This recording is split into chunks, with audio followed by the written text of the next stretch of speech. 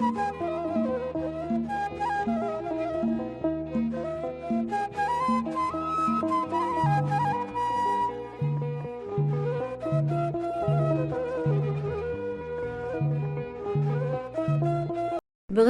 ዋጋ ዝሽወጥ መሬት ኣብ ከተማ መቐለ ከባቢ ዓድሓ ሰላምታ ይረሳዕኹን ሰላም እግዚኣብሔር ምስ ኩላትኩም ይኹን ኣብ ኩሉ ኩርና ዓለም ትርከቡ ናይ ኤልቢቱ ተኸታተልቲ ከመይ ኣለኹም ደሓን ዲኹም ኣነ እግዚኣብሔር ይመስገን ሰላም እየ ከምቲ ኣነ ሰላም ዘለኽዎ ንስኹም ድማ ሰላም ከም ትኾኑ በዓልቲ ተስፋ እየ እምበኣርክስ ናይ ሎማዓንቲ ከምቲ ኣብ መእተዊ ዝወርኽዎ ዝሽወጥ ቦታ ኣብ ከተማ መቐለ ኮይኑ ዓድሓ ከባቢ እየ ሒዘልኩም መፅየ ዘለኹ ብመጀመርያ ግን ቤተሰብ ንዘይኮንኩም ነዚ ቻናል ሳብስክራይብ ብምግባር ቤተሰብ ሁኑ ቤተሰብ ንዝኾንኩም ድማ ከምቲ ናይ ኩሉ ግዜ ላይክ ሼር ከምኡውን ሃናፅ ርእትኩም ኣብ ኮሜንት ምግዳፍ ብርታዕኩም ኣይፈለየኒ እንዳበልኩ ናይ ሎማዓንቲ ሒዘልኩም ዝመፃኹ ኣብ ከተማ መቐለ እዩ ብጣዕሚ ቅናስ ቦታ እየ ሒዘልኩም መፅየ ኒኹ ብጣዕሚ ዝቐነሰ ዋጋ እዩ ገዛእቲ ትኾንኩም ሓቀኛ ገዛእቲ ትኾንኩም ድማ ስልክ ቁፅሪ ኣብዚ ቪድዮ ውሽጢ ከሓድገልኩም እየ ብምድዋል ጥራሕ ግን ገዛእቲ ንዝኾንኩም ኢኹም ጥራሕ ትድውሉ ሓደ ሓደ ግን ትርብሹ ስልክ ስለ ዘለኹም ይቅርታ እንዳበልኩ ብኢሞ ይኹን ብቴሌግራም ብገለ ክትረኽቦ ትኽእሉ ኢኹም ስለዚ ናይ ሎማዓንቲ ኣጥያ እዚያ ቅናስ ሽያዕታ ቦታ ማለት እዩ ክትገዝኡ ንዝደለኹም ሓቀኛ ገዛእቲ ተኾንኩም ትረኽብዎ ትኽእሉ ኢኹም መሬት ከመይ ኣሎ ንእሽተይ ጥፊ ኢለን ደቀንየ ዘይመፃኹም ምስቲ ናይ ዓድና ዘለዎ ኩነታት ዓድና ድማ ሰላም የውርደልና ከምቲ ትፈልጥዎ ስለዝኾነ እየ ንእሽተይ ጥፊ ኢለ እምበር ኩሉ ግዜ ኣብ ዝበልኩምኒ ከምፀልኩም እየ እዚ ሕጋዊ ቦታ እዩ ዘውዝኒኤ ከባቢ እዚ መንደር ከምዚ ትሪእዎ ኣለኹም 2012 ዝተዓደለ እዩ ዓድሓ ናይ ታክሲ መጨረሻ ኮይኑሲ ናይ ሓምዳይትና ናይ ዓድሓ ናይ ክልቲኡ ማለት እዩ ዘራኸበ ቦታ እዩ ዝኒኤ ከባቢ ማለት እዩ ዛለላ ቦታ ልደውብ ድማ እያ ትጥምት ብጣዕሚ ቆንጆ ቦታ እያ ገዛእቲ ተኾንኩም ከይተምልጠኩም ይብለኩም ሓቀኛ ገዛእቲ ተኾንኩም ኣብዚ ሕዚ ሰዓት እኳ ብከም ዝፍለጥ ካሽ የለን ድዩ ትራንስፈር ስለ ዘሎ ግን ብትራንስፈር ገይርኩም ድዩ ገለ ገይርኩም ድዩ ኩሉ ናይ ማሕበራዊ ምንቅስቃሳት ኣሎ እዩ ኣብ ትግራይ ከምዚ ንፈልጦ ማለት እዩ ማሕበራዊ ምንቅስቃስ ክብል ከለኹ ሲ ካሽ እዩ ዘየለ ቅርሺ ውፅኢኻ ካብ ባንኪ ከም ድሌትካ ምጥቃም እዩ ዘየለን በይ ግን እዚ ኩሉ ነገር ግን ኣሎ እዩ ማለት እዩ ኣስቤዛ ለ ብዙሕ ደሓን እዩ ተባሂሉ ከምዚ ሰብ ለጋንኖ ሚድያ ይኾነ ደሓን እዩ ዘሎ ብቻ ግን እቲ ህዝብና ግን ኣይተረጋግዕን ዘሎ ማለት እዩ በቃ ሓደ ግዜ ምስ ሰንበደ ብኡ ገይሩ ተሰኒኑ ወይ ዘሎ ማለት እዩ እምበይ ካሊእ ምንም ዝና ቦታ ግን ኣዝዩ ቆንጆ እኒኦ እንድሕር ብፍላይ ብትራንስፈር ኩሉ ግዛእተ ኮይኑ ኣጋጣሚ ምስተዚ ዘሎ ኩነታት እምበር ዝሮ ሰላሙ ኣይተረፊ ሕዚ ክኽፈት ረኣኾነይ ኩሉ ነገር ዋይ ንግዚኡ እዩ ነቲ ህዝብና መዳናገፂ ይኾነሎ ጥራሕ እምበይ እና ክብራት ኣሕዋተይ ናይዛ መሬት እዚኣ ከባቢ ሃም ዘለኩም ለኹ ካብ መጨረሻ ታክሲ ናይ ዓድሓ ውርድ ኢልካ ናይ ሓምዳይቲ ለምፀ መንገድና ናንተና ንክልቲኡ መገጣጠሚ ቦታ እዩ እቲ ከባቢ 2012 ዝተዓደለ እዩ እታ ቦታ ድማ ኣበያ ትልኩምኒ ማለት እዩ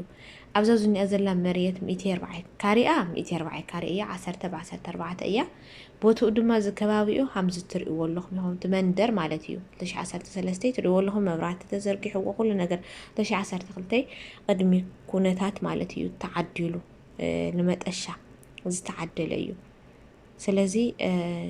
እዚኣ እያ ትመስል ዛል ትሽወጥ ቦታ ታል ትሽወጥ ቦታ ከሪአኩም የበየና ምዃና ማለት እዩ እዚ እዩ ከባቢ ኣብ ከባቢ ድማ ቤት ህንፀት ኣሎ ማለት እዩ ትፈልጥዎ ትኾኑ ኢኹም ኣብኡ ከባቢ ዝዓወኹም ወይ ደቂ መንደር ማለት እዩ እንትና ግን ኣብዚ ዝኒአ ከባቢ እዩ ማለት እዩ ኣብዚ ቤት ህንፀት ከባቢ ኮይኑ ናይ ሓምዳይትና ናይ ዓድሓ ዘምፅ መንገዲ ናይ ክልቲኡ እዩ ማለት እዩ እና ክብራት ኣሕዋተይ ቦታ ግን በቃ ደሓን እዩ እኒኦ ሕዚ እና ደሓን እዩ እኒኦቱ ቦታ መሸጣ ደሓን እዩ እኒኦ ሕዚ ሲ ከምዚ ዋጋ الناس أبوتها زي أيه أمونجو تسارحتنا أمونجو زي تسارح في أول حدا دبدبني همز نري لنا تحد دبدو أما أخل زلا بادو مريتي يا مالتيو 240 كاريان دو بيات تمت كم زت نري لنا زني ناتا بوتا أيزني ترجع له مالتي زي أيه زابوتها بادو مريت أمونجو زلا مالتيو أمونجو زلا أمونجو سرحي زي تسارحي زلا أمونجو سرحي أمونجو حدا دبدبي زلا جزايا إنها اندحر جزاءته خوينكم 2 مليون يا مجرشا واقع درድር የብላይ 2 مليون يا اتهام تتريال والله دما بتعمي يا ቆንጆ ቦታ ያዘላ ማለት እዩ ሜዳ ይዙለሎ ሐምድ ንሪኤለና ዝምላ ገለ ይኾነ after ሰባይ ተጠው ይልዋዞ ቃሙትሎ አባዕላ ለላዛው ነው ባዶ መሬት ያበቃ ሳያዛ ትሽወጥ ማለት እዩ ሽምላው ስም ቃለ ይሐልፍ ይሕጋ ቦታ ካርታ ፕላን ሁሉ ነገር ድማ አለው እዩ بعلهم جزءنا شوات مرخابيو سلك قطري همزلو لكم أبزي فيديو كقدفو لكم يه نادو لكم دما متيا تقول لكم تدرادركم جزءات تخونكم كتجوزو تقول لكم مالتيو بتعمي حريف بوت أيا إيه أنا مزحتينا حدا قويرو قالينا تطولوا لنا نهلس لنا نخل رجعت أمكن زي أكون جبوت عمي تير بعدها كاري خوينا 14 عدها كابي كاب حمدايتنا كاب عدها زمص تاكسي مالتيو اسو ناي مودتا او يافتي نخلتي مراخه بزرله مالتيو نا كوراتي حواتي نزي مسل ناي لما انتي حيزلكم زمصاخو ابز حلفه دما اي حد حتتات نيرو طفي الى لغنخو بتن عدنا كلتاتيو ግን حد حتتات نيرو نعدما مرس كمصلخم يدق عبيت واي بلسي كمصلخم يه مالتيو نشتي طفي اللي قطامي بسرح كنتات همزن نخطل عدنا رجعتا ስለዚህ የለው ኢለየ ሀዝክን በቃ ደሃን ለሆነ ያድና ላይ ምንም ነገር የለ ተዋሂሉ ሰብሲ ላብ ሰላም መንፈስ ይዩንዮ ኢሉ ተራጋቢ ህዝብና ይዘሎ እና ደቅ ዓበይቲ ሳብስክራይብ ምግባር ይትረስዑ ደሃን ለሰራሕ ኩሉ ለሃለኹ ደሃን ነይሩስ ሕዝን እሽተይ ዩቲዩብ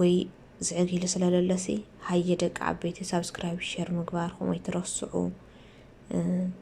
من برتاعكم يترسعوا بسالكم وزي بس حاجه دما كازي اللي على نخسر رح دما من برتاعكم يفليني انت نحزي تشاو دحان انيو لاولخو كازي دما زهلت حواريتا كن كاوز سلك يخو كترخو تخول ماتي بس سلك دويلخو ماتي عاود تريو لهون دسو حل مندريت مندر دما تريو لهم يكون بتعمل يقنجو ما يمرحتي كل نجار اللي حدش من در ولا دا يكون خلت تشحي 10 حتى يكون بي تريو لهم تمندر زي بقبالو يو افت كبابي يو في بيت هنصات كبابي يو مالتيو